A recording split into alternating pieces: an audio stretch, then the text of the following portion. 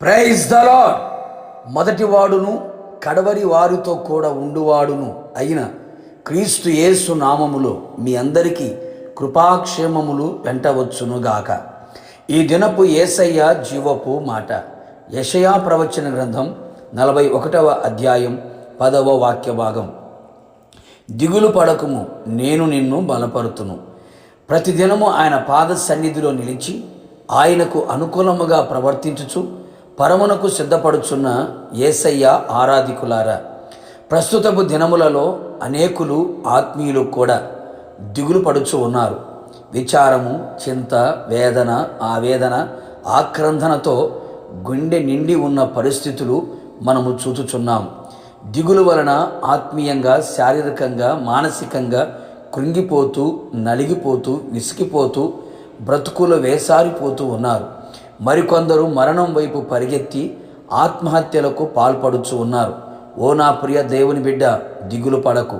నా యేసయ్య నిన్ను బలపరచబోవుచున్నాడు. దిగులు పడకుము అని వాగ్దానము చేసినవాడు నీ దిగులు కొట్టివేసి సర్వశక్తిగల దేవుడు ఆయన. అనేక మంది జీవితాలలో వారు చేయుచున్న పనులలో సారము లేక, అనగా ఆశీర్వాదము చవిచూడక, ఏది చేసినా కలిసి రాక, పూనుకొనిన సర్వ ప్రయత్నములు సఫలము కాక విఫలమై నిస్సారమై దిగులు చెందుతూ ఉన్నారు. భయపడకుము, దిగులు పడకుము.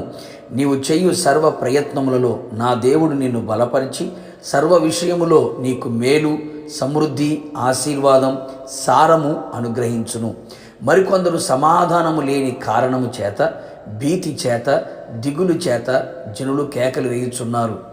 నిజమే, అనేక మంది జీవిత పయనములో మనశ్శాంతి కరువై, సమాధానము లేనివారై కుటుంబ జీవితం పతనమగుచున్నది.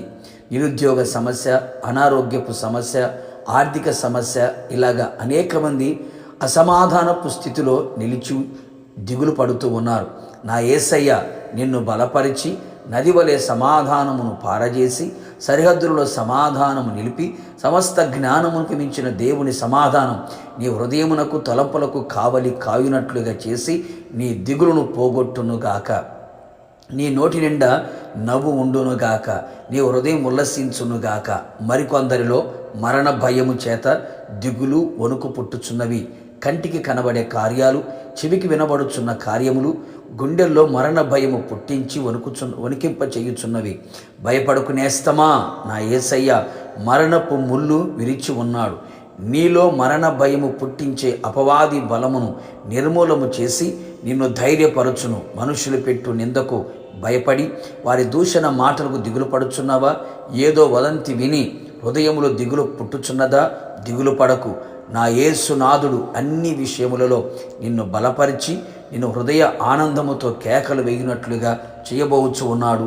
నీ దిగులు, విచారమును కొట్టివేయబోతున్నాడు. విశ్వసించు, నా దేవుని కార్యములు మీరు చూచెదరుగాక. ప్రార్థన.